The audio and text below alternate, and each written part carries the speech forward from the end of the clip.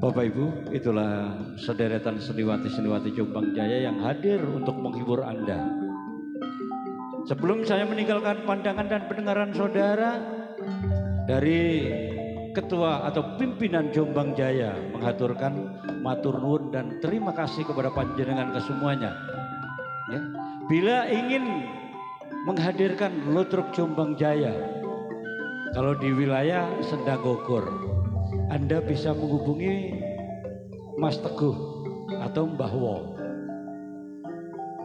atau langsung datang ke tempat saya di sebelahnya RSUD Ploso Jombang, atau bisa menghubungi dengan nomor HP kami 082 143 423 555. Itulah channel-channel dari Jombang Jaya yang mana malam hari ini dihadirkan dalam acara Tasakuran Sedekah Bumi.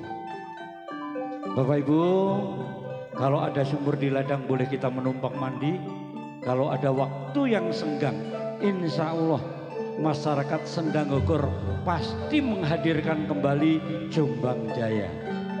Ihdinas siratal mustaqim, billahi taufiq wal hidayah, wassalamualaikum warahmatullahi wabarakatuh. Tonton terus Jombang Jaya.